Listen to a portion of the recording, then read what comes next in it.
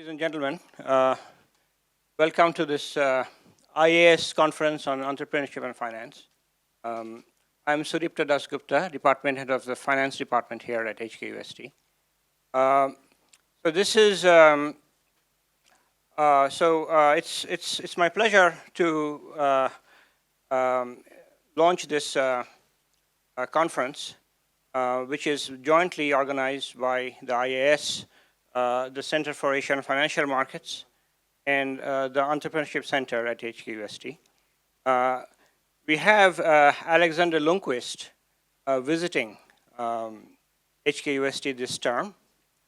He's also the IAS visiting professor and will be delivering the IAS distinguished lecture. And I'll introduce him shortly. So I guess I don't need to explain to you why we are doing this conference. I mean, you have self-selected by registering for this conference, and you know the importance of this topic. But I guess it's interesting to ask why, in a sense, we are. It is true for sure that we talk a lot more about entrepreneurship today than we did, like 15, 20 years ago, and partly that's probably because we are in a period where we are seeing low growth for a number of years, and maybe we think that there's not enough innovation. Although I've not seen any statistics which suggest that indeed the pace of innovation has slowed. There could be other reasons. It could be that that we are suddenly realizing the synergies between different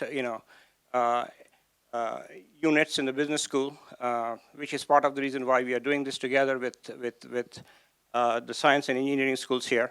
So I look forward to some more discussion on these issues as we go through the day. So let me introduce Alexander. Alexander holds the Ira Rennert Chair of Finance and Entrepreneurship at New York University's Stern School of Business. And he is the IAS visiting professor here at HKUST this year. His research interests include corporate finance, investment banking, IPOs, entrepreneurial finance, private equity, venture capital, corporate governance, and asset pricing. Alexander received his MA, MPhil, and DPhil degrees in economics from Nuffield College at Oxford. After teaching for 5 years at Oxford Side Business School and Merton College, where he held the Bankers Trust Fellowship, Alexander joined NYU in 2000. He has held visiting appointments at Harvard Business School, Northwestern University's Kellogg School of Management, London Business School, and Cambridge University, where he held the Sir Evelyn Rothschild Fellowship. Alexander is the recipient of various prizes and awards for his scholarship, including the 2011 Ewing Marion Kaufman Prize Medal for Distinguished Research in Entrepreneurship. At NYU, he teaches an MBA class in New Venture Financing, a PhD seminar in Empirical Corporate Finance, and executive courses in Venture Capital, Private Equity, and Investment Banking.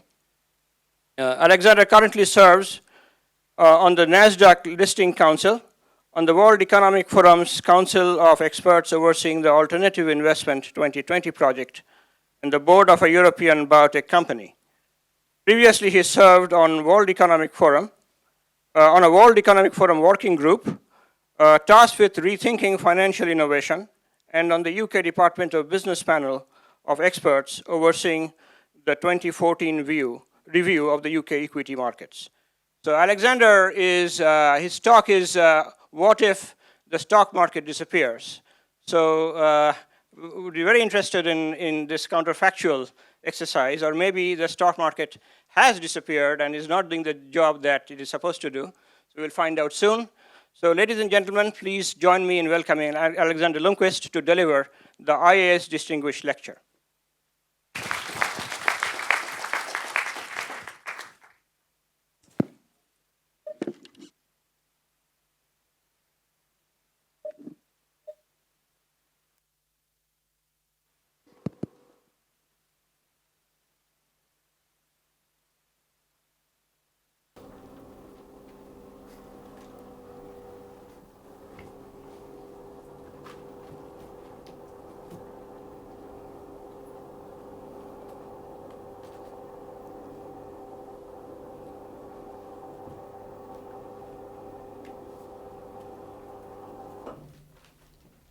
All right. Thank you, Dipto, for the very kind and very long introduction. I have to shorten my website, I think.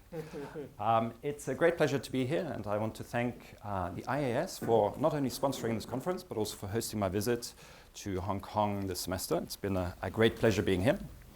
And I do want to thank Dipto, who's been the driving force behind this conference. He's way too modest, so let me thank him on behalf of everybody in this room. And he's done a great job putting the conference together. And I want to thank him for giving me the opportunity to talk about what I think of as the changes that we're seeing in the role of the stock market in the economy. So the title that I chose is somewhat provocative, and it's going to be a counterfactual exercise, as Dipto said. I'm going to think about the economic consequences of the changes that I think we're seeing in the stock market today. Now, I need to apologize in advance because there will be some equations on my slides. Not everybody in this room is a practitioner. I see lots of academics, and I need to show off to them my technical brilliance. So there will be equations somewhere. All right, so what I want to do this morning is two things. I want to outline the changes that I'm seeing, and I want to think about the consequences of those changes. And thinking about the consequences really means crystal ball gazing, thinking about what might happen as opposed to what has actually happened yet. All right. When you think about the stock market and its role in the economy, then it fulfills two important functions. The first, which is sometimes called the primary function, is to do with helping companies raise capital, raising fresh capital from investors, aiding in capital formation, allowing companies to do the good stuff, which is innovation, investment, and so on. And the second thing that companies do, sometimes called secondary stock market, is to provide a trading platform on which shareholders can exchange with each other the shares in these companies. So that provides liquidity to a firm's existing shareholders, and it provides an opportunity for shareholders to diversify their investment portfolios, all of which is good. And it provides a mechanism for finding the value of these shares through the trading of various investors in the marketplace, which is, from a society point of view, a great thing because it provides signals, price signals, to managers when they make investment decisions, capital allocation decisions. So you make an announcement about investment, the market hates us, your share price drops. That is valuable information to managers. So what we have is capital formation, we've got liquidity, we've got diversification, we've got price discovery, all the good stuff. Now, what I'm seeing in the stock market these days is a shift from the primary to the secondary function. So what we have is ever less capital formation, ever more of the trading. And what that might do to the economy is going to be where I'm headed with this talk. All right, let me convince you that this is actually true. So here's some very stylized facts that I've accumulated over the last few years.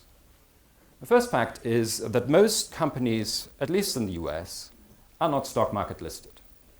So there's somewhere around 6 million companies in the US at any given point in time, of which just shy of 4,000 are actually listed on the US exchanges. So that's 0.06% of the companies out there. Now, you might say, a lot of these 6 million companies are tiny and they wouldn't want to be stock market listed, and you're right. But this is actually true also for large companies in the US. A great majority of the large companies in the US, in this case cut by the number of employees, choose to remain private. Right. If you look at the share of employment, if you look at the share of sales, if you look at the share of profits, innovation, R&D, investment in the US economy, then most of that, more than 50% on each of these measures, is actually conducted by privately held firms, not by stock market listed companies. So the private part of the economy is very sizable and very important for the aggregate things that we care about, growth and so on. Turns out that stock market listed firms today rarely actually raise equity. So that's what the stock market originally was about, a forum in which investors could pool their resources and contribute capital to companies. But most listed companies in the US never raise equity after they've gone public. And those that do raise equity do so very infrequently, somewhere around 3 to 5 years in between capital raises. It turns out that listed companies in the US actually raise more equity from employee option exercises than they do from selling equity to new investors through the stock market. And that's remarkable. And then finally, if you look at the macro level, if you look at the flow of funds in the economy as a whole, then the stock market is a net use of capital. It consumes capital as opposed to a source of capital to the corporate sector. What this means is that more capital is being returned to investors by the corporate sector in aggregate than is being raised from investors by the corporate sector. That's dividends and share buybacks. So the stock market doesn't actually today, and this has been true for a couple of decades, contribute equity to the corporate sector in aggregate. We've seen an accelerating rate of delistings. Private equity has ever larger pools of capital to manage, and they're buying ever more companies. And we've seen at the same time that stock market listings on net, as well as IPOs, inflows of companies to the stock market, have fallen out of favor, at least in the US. I'll be a little bit less US-centric in just a little while, but for now, let me share with you the data for the US because it's so dramatic. So here's the US. What you're looking at is the number of distinct listed companies on the US exchanges going back to 1925. So you've got the New York Stock Exchange, you've got the AMEX, and you've got NASDAQ. And what you see is a peak, let me see whether I can do this, up here, that's 1997, when in total in the US, 7,423 companies were listed. But you also see that that's been monotonically declining since 1997. And today, we have somewhere around 3,600 companies listed in the US. That's a fall of more than 50% since 1997. So it's a dramatic decline in the number of listed firms. If you look at the number of IPOs, then you will see part of the reason why the number of listed firms has declined so dramatically. So here's the number of IPOs per year, going back to 1978 through 2000. On average, in the 1990s, for example, a little over 400 companies went public in the US per year. Since 2000, that's collapsed. Right now, we've got around 100 companies on average going public since 2000. Now realize that 2014 has been, which is not on my chart here, has been a reasonably good year for IPOs, but it's still well below what we saw in the late 1990s, for example. So IPO activity has declined dramatically. Here is how much companies are raising in the IPOs on average. This is in inflation-adjusted dollars, 2003 purchasing values, so they're comparable across time.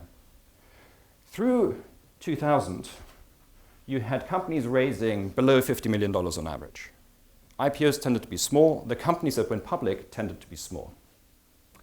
Since 2000, not only do we have more companies, fewer companies going public, more companies staying private, the ones that do go public tend to be larger companies raising much larger amounts.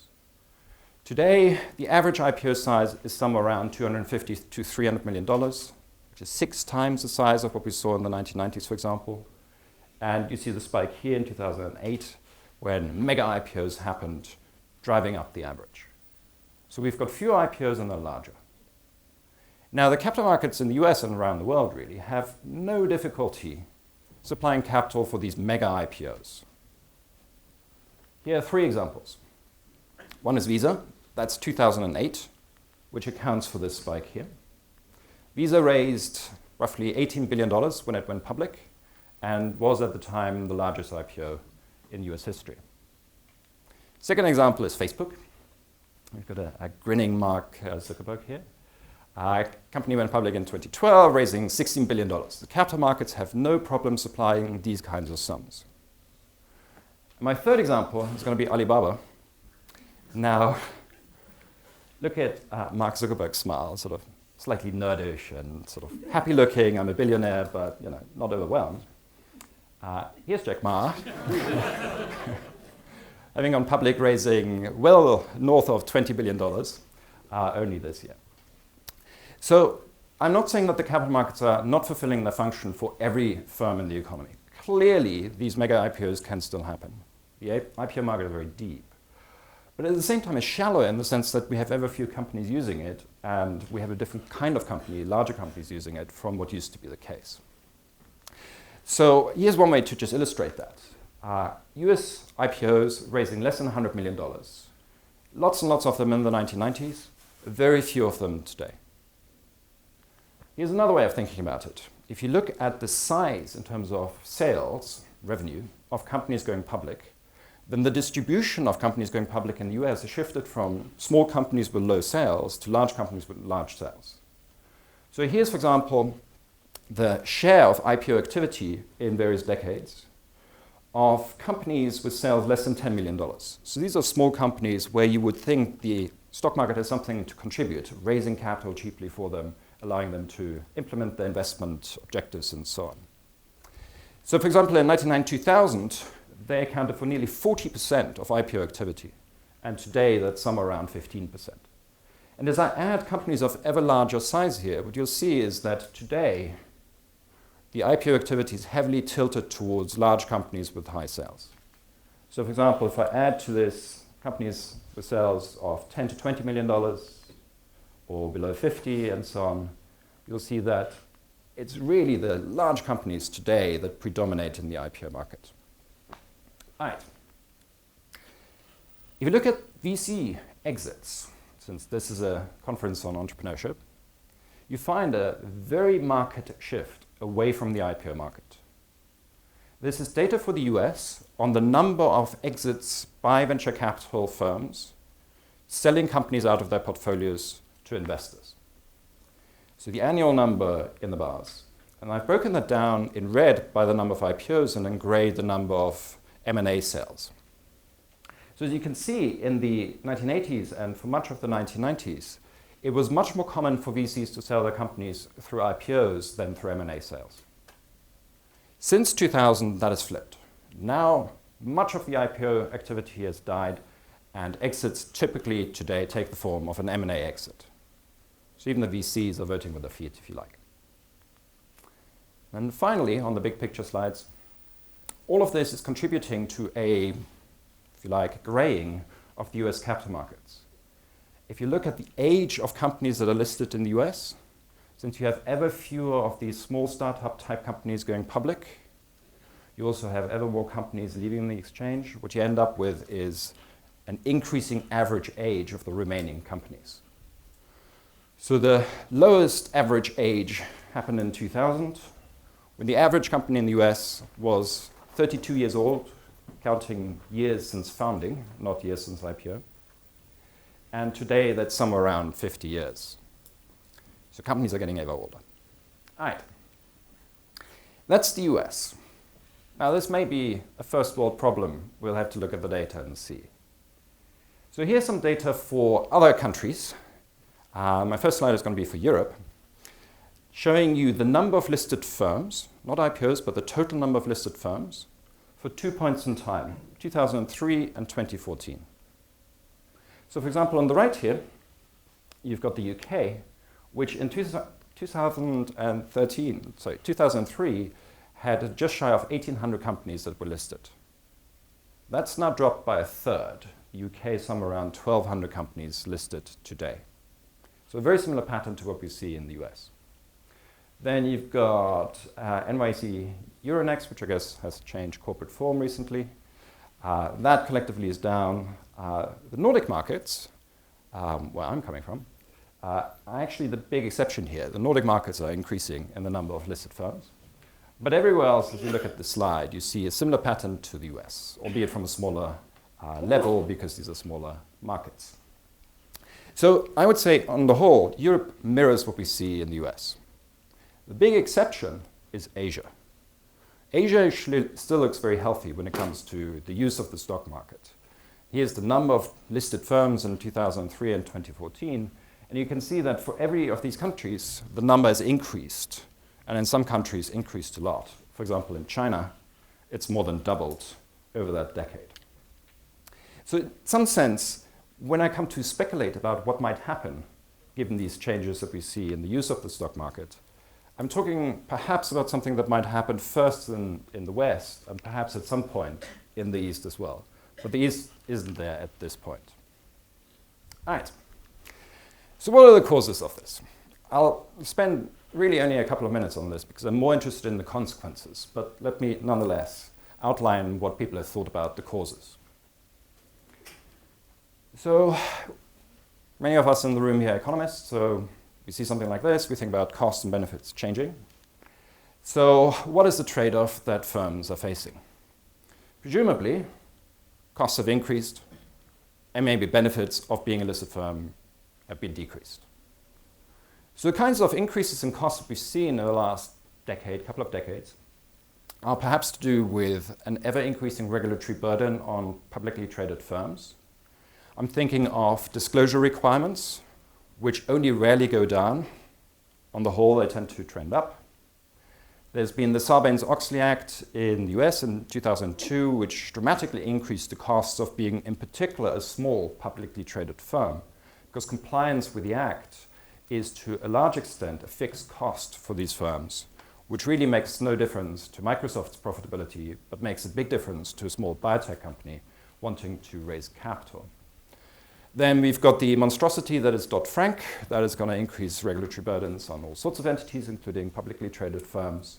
But it is fair to say that regulators and politicians are aware of what they're doing to some extent, and there are countermeasures that we're seeing that are trying to reduce these various increases in costs. So, for example, the Jobs Act, which came in 2 years ago, is making it somewhat easier to go public and reducing the regulatory and disclosure burden on companies. The Jobs Act 2.0, I guess inevitably that's what it's been called, is being debated in various forms in the US at the moment. So it might be follow-on regulatory loosening as well. Europe is considering various ways of decreasing the burden, etc. So it's not necessarily one-way street. So the regulatory burden has arguably gone up. Governance rules have gone up as well, dramatically perhaps in some cases. And so Dipta was kind enough to mention that I'm involved in the NASDAQ Listing Council, and that is the body that deals with setting governance standards for companies, or listing standards more generally. And over the last however many years, I can tell you that we've been debating a number of issues that are to do with raising governance standards coming out of various regulatory initiatives. So current debates, for example, are, say, on pay, allowing shareholders to have some kind of influence on executive compensation, and what NASDAQ has been calling in the public debate expensive distractions, such as proxy battles with shareholders, for example. A different concern that perhaps is becoming more prominent as well over time is what some people call a short-term focus amongst stock market investors, perhaps an excessive focus, perhaps an obsession with quarterly earnings targets. And many companies don't feel that that is the kind of regime under which they want to make investment decisions and operate their companies. All right, increased costs, reduced benefits perhaps as well. There is arguably much less trading liquidity for small cap companies today.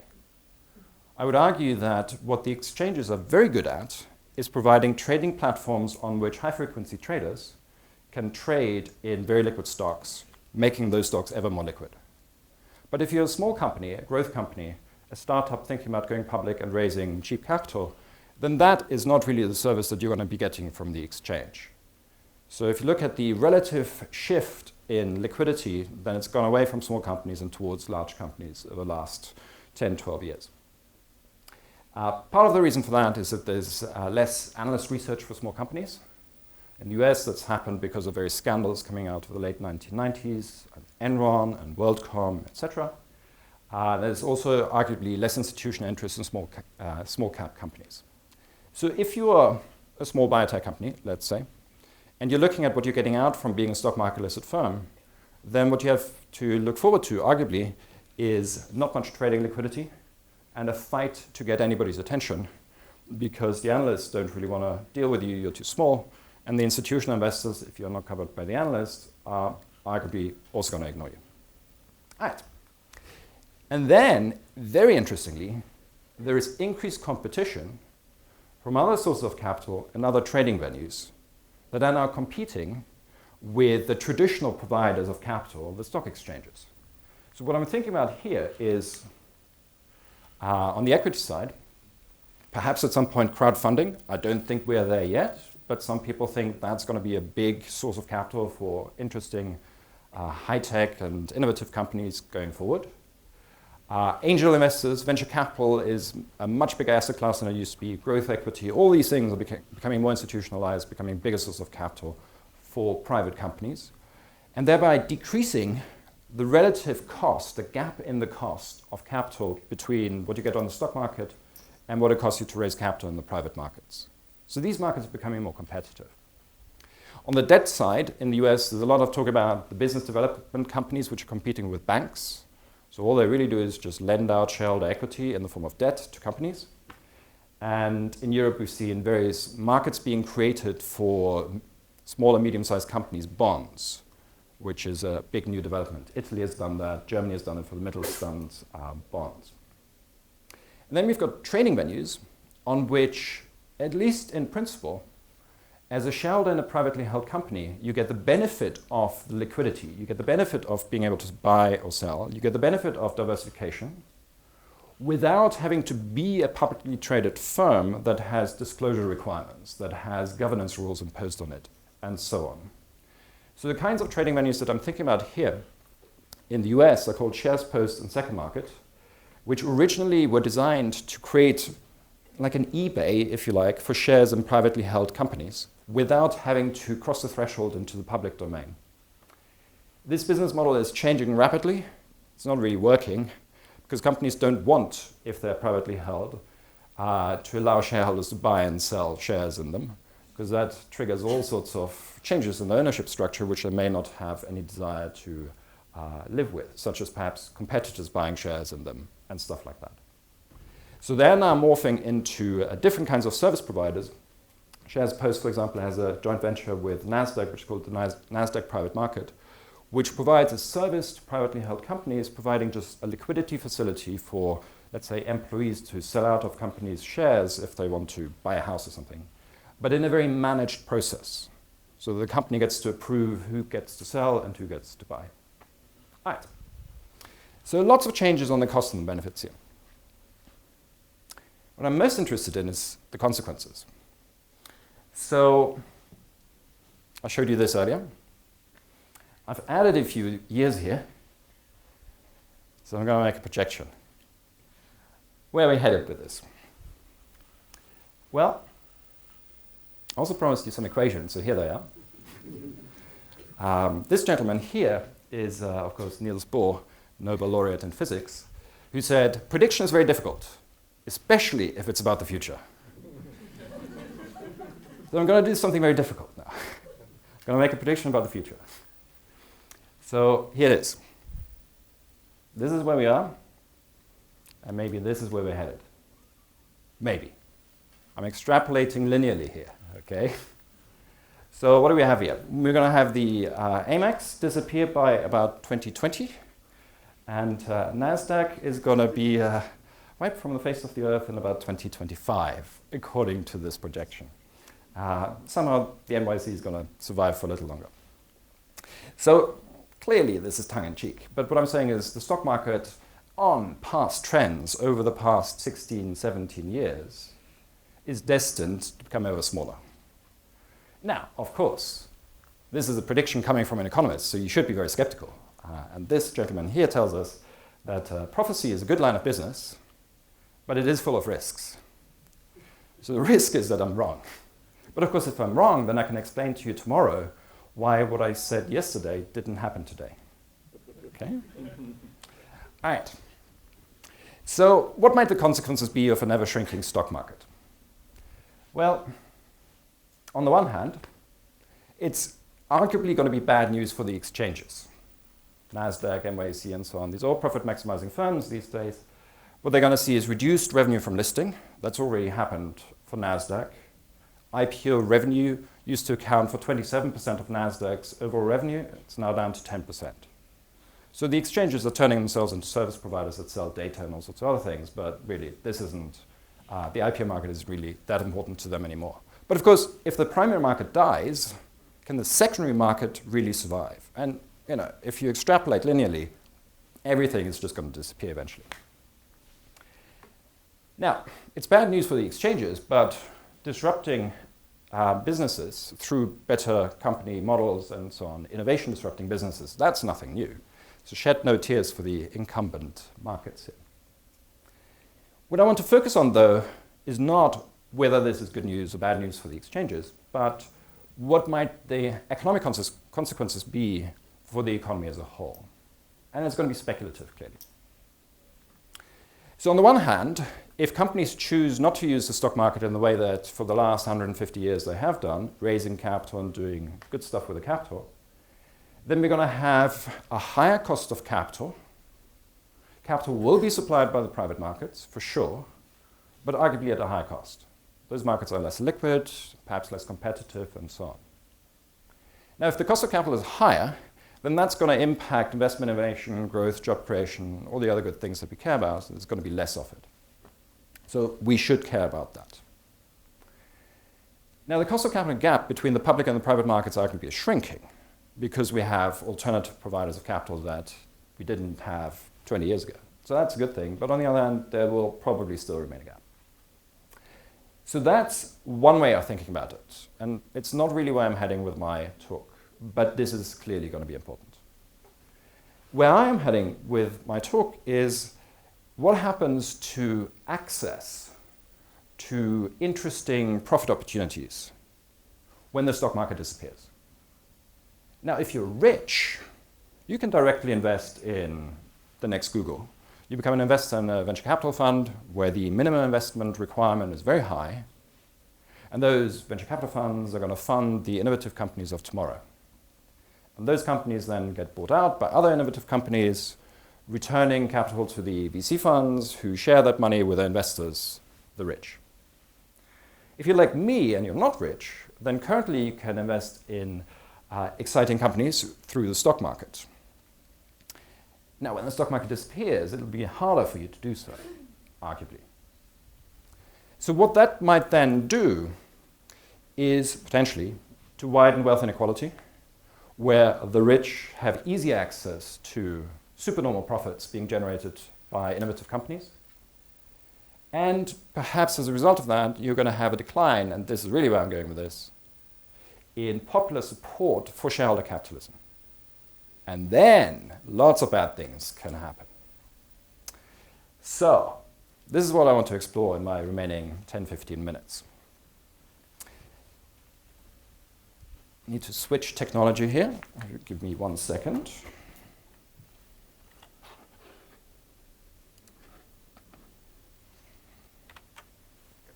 I was in Stockholm last week working with co-authors on what might happen if the stock market shrinks.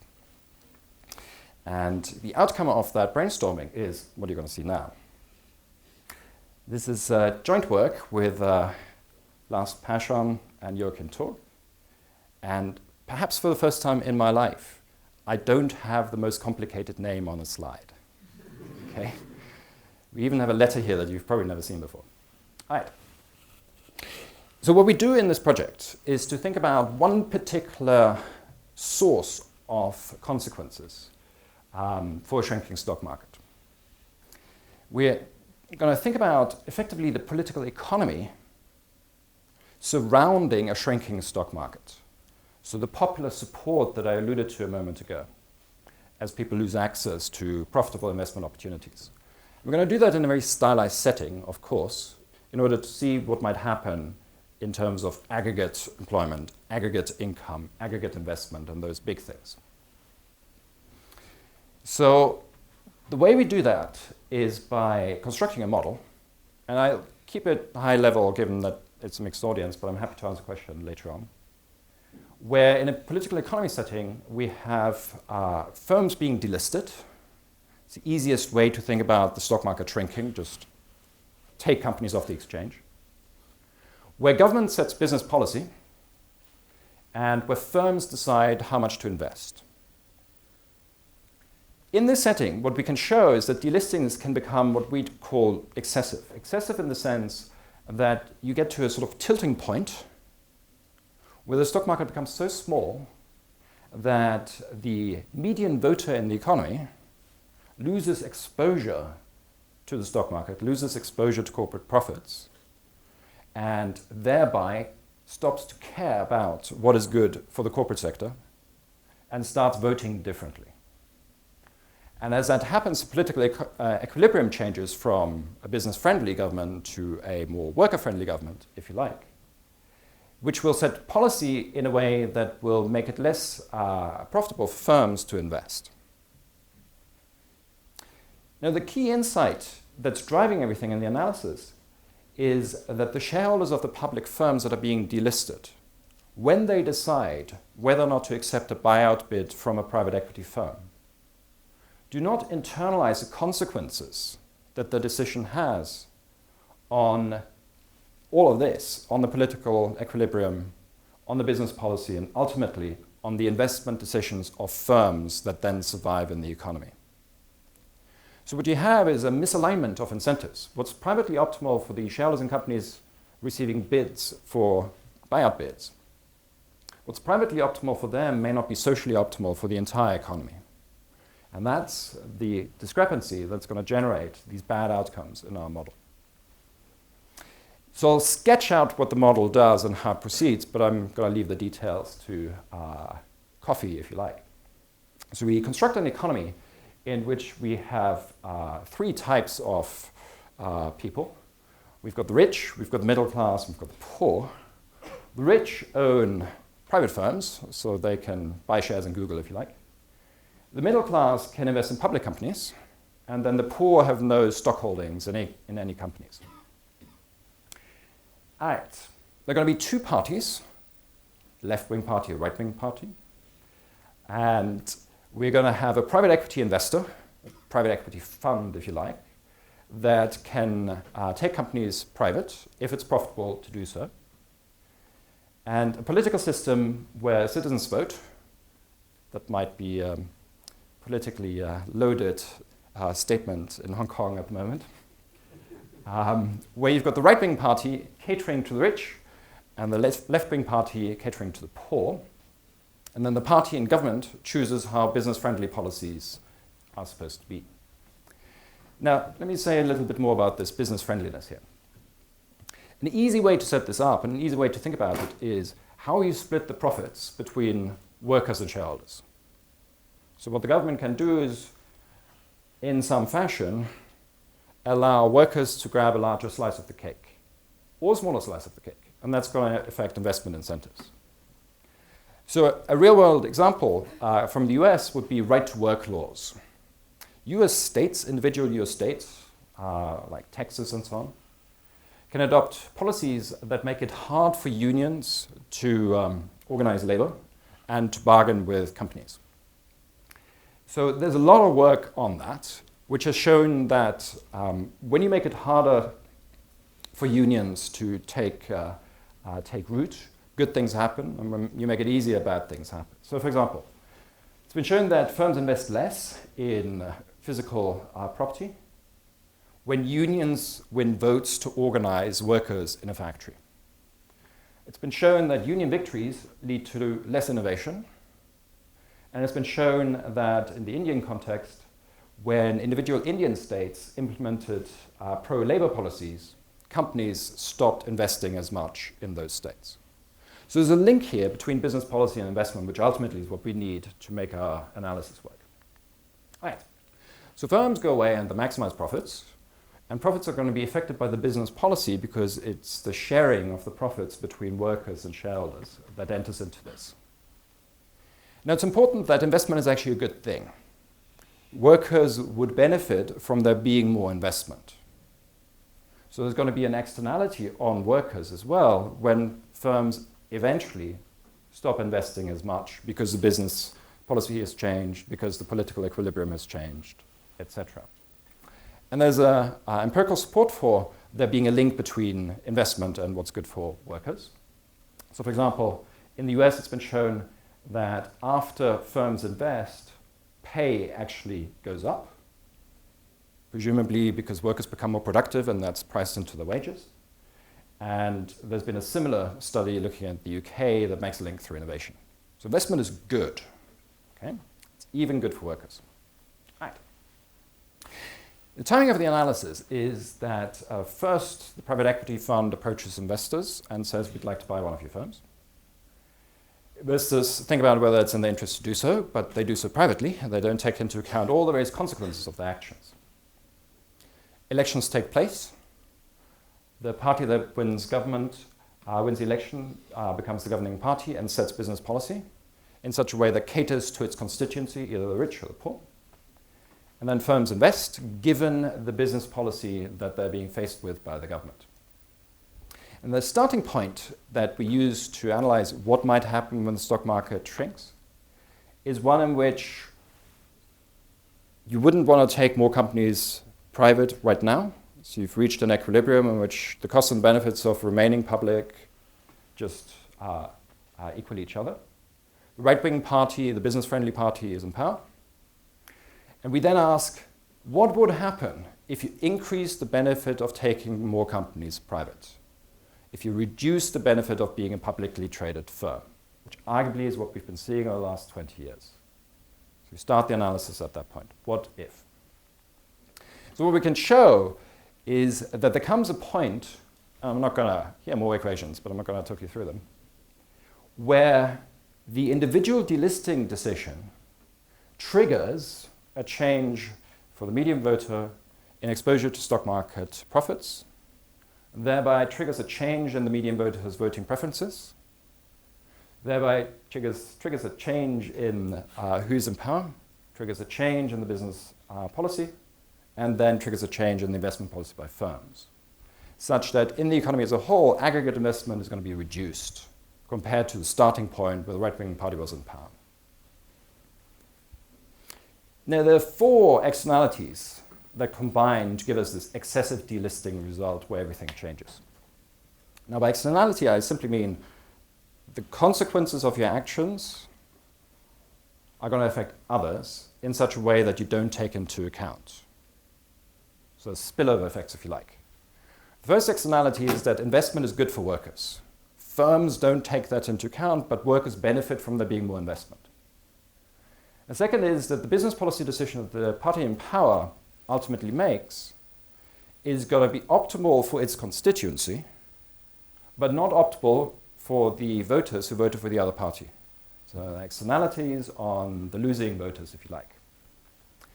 The third externality is that the middle class citizens who own shares in public companies and must make a decision whether or not to accept a delisting bid from a private equity fund, their vote to accept or not the buyout bid is going to have externalities on the rich and the poor, because it may or may not change the political outcome.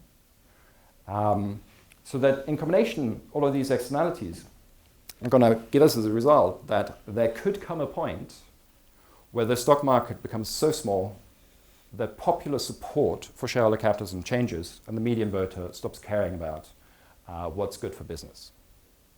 All right. It's interesting to think about who the winners and the losers are from this. So we can show that if you reach that point, then you will have a shrinking economic pie. So collectively, the economy is worse off. There's less investment. Aggregate wages are going to be down. But, point 2, it's actually going to be good news for the poor. The poor are the winners here. Even though the pie is shrinking, the left-wing party winning the election is going to give them a larger slice of the shrinking pie. That is a change in the business policy. It's not bad news either for the private equity investor or the middle class who decide whether or not to accept a buyout bid, because they think through what is going to happen to the election outcome, to the business policy, to firm investment, to which they collectively still have some exposure through their investment in companies. So they will only do this if it's in their interest to do so. So they must be at least no worse off, and arguably they're going to be better off. The big losers are going to be the rich. They're the ones who are going to see their interest no longer being looked after. All right. Now, we can show that these kinds of outcomes, which, of course, are predictions, remember, which are very dangerous to make because they might not come true. These kinds of outcomes become more likely after a period of low IPO activity, when the inflow of new companies in the stock market has been low, a steady stream of delistings is going to have a bigger impact on, if you like, the shareholdings, the portfolios of the middle class, who are the swing voters in this economy. So what we're seeing in the right now, what we're seeing in Europe right now is precisely that. Ever fewer IPOs and actually ever more delistings. I'm not saying that we've yet reached a point where the political equilibrium has changed, but I'm saying we could reach the point where we no longer have the middle class really caring about the business climate the companies face because they no longer own shares in companies. It is, if you like, the opposite of the process that happened in Eastern Europe after 1989, when through privatization programs, governments created clienteles that cared about the business sector. And in some countries, Poland, Russia, and so on, these privatization programs were deliberately targeted at widening the shareholder base in order to build political support for reform. It's the opposite of that process, arguably. We can show that the results, these bad outcomes, become more likely when investors hold un- or under-diversified portfolios. If I only own one stock, then if I'm targeted with a buyout bid, I go from owning one stock to 0 stocks, and I've stopped caring about what's good for the business sector. So in this kind of setting, you would accelerate this process of reaching the point where bad things will happen to the aggregate economy. Now, unfortunately, most investors do hold un- or under-diversified portfolios empirically. A lot of investors hold stock in one company, the company they work for. A lot of investors hold stock in 2 companies, and not enough investors hold stock in a well-diversified portfolio of companies. Now, you might think, if I'm selling out my shares in this particular company in a buyout bid, if I reinvest the money that I get from that sale in other publicly traded firms, then nothing really should happen because I'm still exposed to the corporate sector, and I will therefore still think through the consequences of my actions and not change my voting behavior in the process. But of course, if you take one company away from the stock market, the investable universe necessarily shrinks. So you will have these effects. It will happen in this model, of course. So I'm almost out of time. What do we conclude from this? I think we've seen trends which I've extrapolated outrageously to a ever-shrinking stock market, at least in the West. And what I think is interesting to think about is what happens to the economy when the stock market becomes too small or disappears altogether. The analysis that I've described to you is only really one way of thinking through that. There could be other ways, other avenues through which bad things might happen at the macro level. It doesn't have to be through the political economy angle. It could be through inequality, or it could be some other channel. But I do think that there could be externalities on the bigger picture, on the wider economy from that. So the way that we set it up here is a very simple and I think intuitive way of capturing those effects by thinking through what happens to popular support for shareholder capitalism, what that then means for who wins political power in the economy, and what that will do to business policy and ultimately to investment in the economy. And the key insight, I think, is this argument of the externalities not being internalized. The people who are making these delisting decisions, the private equity fund and the shareholders who are being targeted, do think about what's best for them, for sure, but they do not take into account the consequences, the potential consequences of the decision to accept such a bid or to make such a bid on the wider economy. So you have a misalignment of what's privately optimal and what's publicly or socially optimal. So in this setting that we have here, the big losers are going to be the owners of the private firms, which is the rich in our analysis, whilst the workers, the poor, and those who are involved in the delisting decisions themselves do not lose out. That's a very stylized way of setting it up, but it's also one way to think about how you might stop this process that I'm predicting. If you know who the losers are, you can potentially get those losers to raise their voice and start lobbying, something the US economy is very good at doing, lobbying. All right, on that note, I look forward to hearing your questions. Thank you.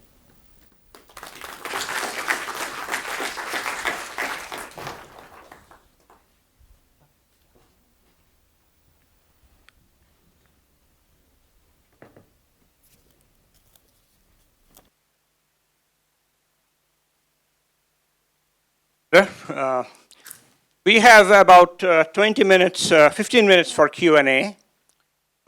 So please raise your hand if you want to ask a question, and we'll take the mic around the room. Please keep the questions short and precise.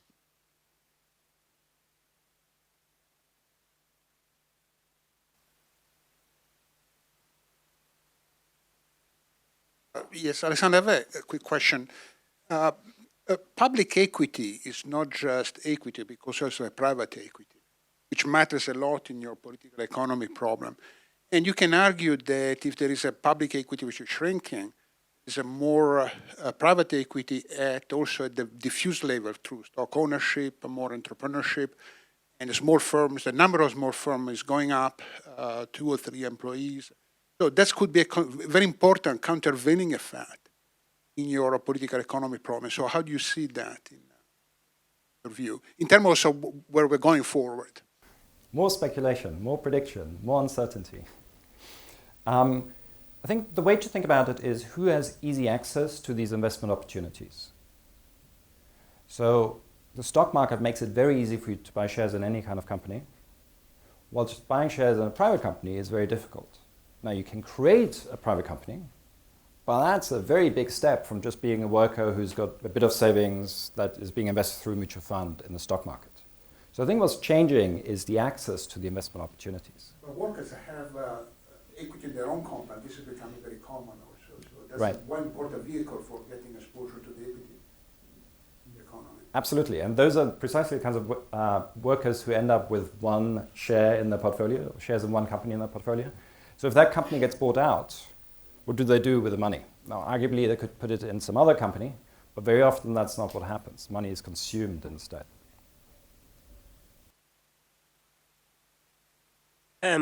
More 2 comments maybe. So one comment is that in some sense, for me, Germany is actually an economy where you've reached an equilibrium. You have very low, a very small number of public firms. And arguably, the other thing is that there are no private pension funds.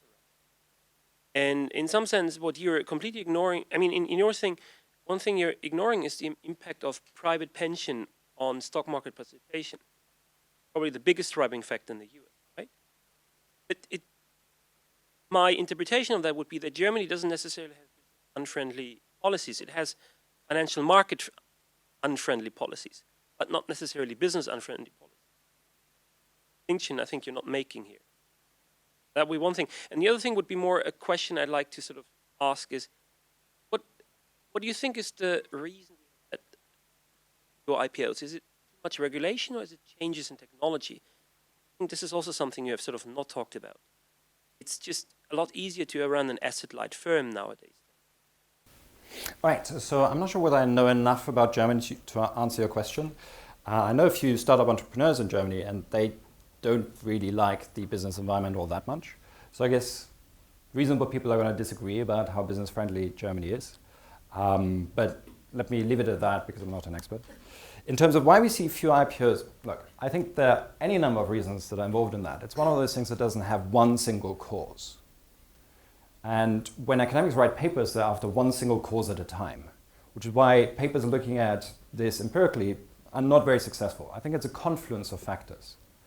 And amongst those, just as a matter of practicality, the increase in the regulatory burden, I think, is going to feature in most people's minds, but perhaps not in everybody's mind. I'm fortunate enough in being involved with a European biotech company at the moment, where I sit on the board. And the question of going public recently came up because biotech consumes a vast amount of capital. The company has already invested 100 million euros and is looking at investing another 140 million euros. So providing that capital cost effectively is a big deal for a company like that.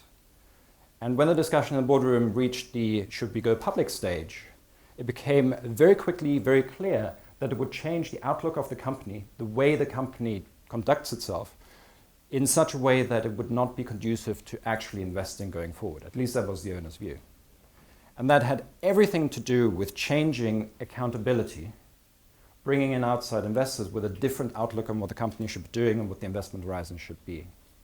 So here was a company that really didn't care about the regulatory burden, but cared a lot about the mismatch in terms of time horizon that different investors, the founders and outside equity investors might have in mind. So I think different strokes for different folks. Different companies are going to react to different stimuli in this setup, and some companies are going to have their own particular reasons why they choose no longer to go public. What we've seen is a confluence of these things over time, I think. Yeah. So recently in China, people are discussing whether changing the IPO from this approval system to registration system, trying to learn from the US. And right now, today, you're telling me US capital market not that important anymore.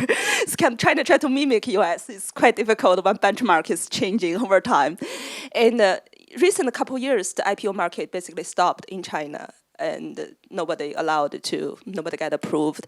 And then those venture capitalists have to choose the exit. M&A became the only exit. When you talk to them, they are really painful because when they choose this M&A as the exit, it's very cheap, basically, for a public firm. And it happens in the recent 1 or 2 years. It's the second in one industry buying the number one in the industry because the second one is public firm and they can issue shares and buy very cheaply. The public firm is a PE ratio like 20 and they pay PE ratio 10 to buy a private firm. So I wonder whether you have any comments about why in this part of the market, this private and public, the valuation are so different in terms of cost of capital, and whether you have any forecast for the future, predictability about the future, or any comments on that. Thank you. I think I'm already on thin ice and making projections, enough projections for that. The valuation gap between public and private markets has existed for a long time.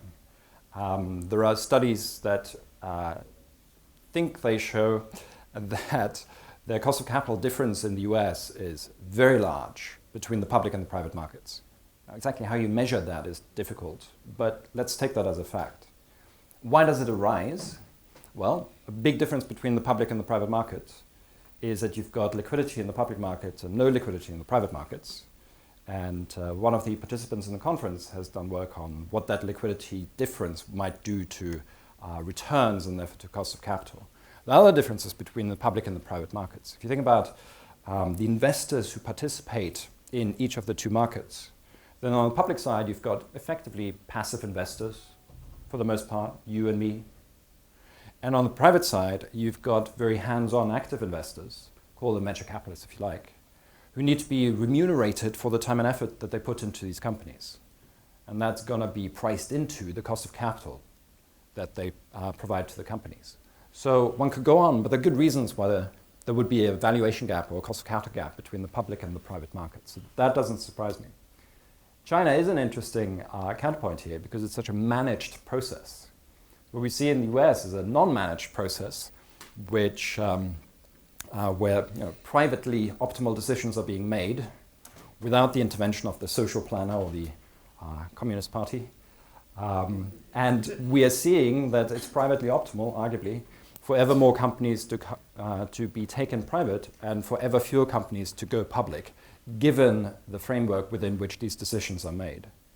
So the whole point of our analysis is to think about what that would then do to the great scheme of things, aggregate investment, aggregate employment, and things like that. Now, China is interesting because you could think of, with the right economic regulator, setting up a process where you internalize some of these consequences. If it's a good thing to have a big stock market, then you would want to encourage more listings. You would want to make it easier, perhaps even subsidize, access to the stock market. That would be good in terms of the valuation gap, but it would also arguably be good because of the externalities that are being imposed, or imposed now being the wrong word, because the positive externalities on the wider economy. More risk sharing, more information sharing, and so on and so forth. So I don't know whether that's where the regulators are going in China, but at least it could be done in that way, in a way that could not be done in the US, let's say, because there's no coordinating body that really has overall responsibility for these questions. There was a question from the middle here. Yeah. Yes. Thank you very much. It's a very interesting topic. And from one side, you said I didn't aware that the number of IPO in the European market and the States is decreasing. But on the other hand, we can see from your presentations that the Asian markets, the IPO is increasing. So I just have a sense that if if the number of IPOs has a correlationship with the GDP growth, like the Asian markets, because it grows for the past few years, except Japan, why the European and the American market is performs pretty bad for the past few years. So do you have this kind of data about this research? Yeah, I think that's a very interesting question. There has, for a long time, been a strong cyclical component to the IPO market. So it's the business cycle that for a long time drove IPO activity. You've got booming economies, you've got more companies being created, you've got more companies being sold publicly, and so on. I think what's remarkable about the US experience, and I'd say also about the UK, I'm not sure about the other markets, is that that correlation between IPO activity and the business cycle is broken down. So it's no surprise that IPO activity in the US collapsed after 2000. The US entered a recession, the dot-com bubble burst. You would expect there to be a fallout in terms of IPO activity going down because there always has been such a correlation.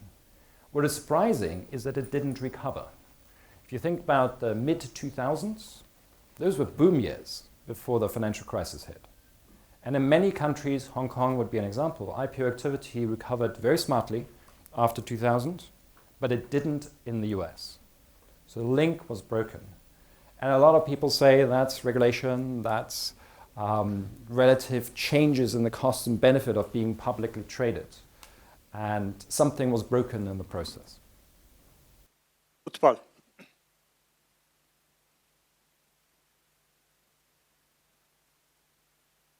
So Alexander, this is a question about your model because I know nothing of the real world. So what economist does? Actually, I found the metaphor of global warming a very interesting link with your paper because there also we have negative externalities. And some people think we may reach that point where things may just spiral out of control. But then there are people who deny global warming and say that if you look at a longer data stretch, these may be cycles. So thinking about your model, I thought, when you say too small, there may be times where it may be too large as well. And Asia is on the trend, and if you forecast Asia, it may become too large. You've just focused on the United States. So is your model susceptible to cycles, or is it just inexorable downturn to the too small? So you can run the model in reverse. Okay? You can start from a, let's say, Polish economy in 1989 and see what happens next.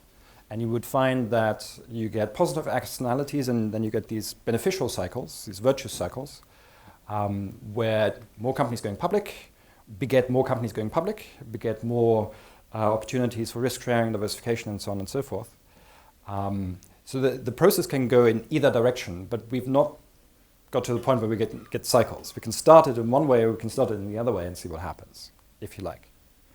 I do think, stepping away from the model, that there could come a point where the wrong type of companies and perhaps too many companies are publicly traded. The example of the biotech company that I used earlier in response to a different question, I think is instructive. I think there are certain types of companies that are not well suited to being publicly traded.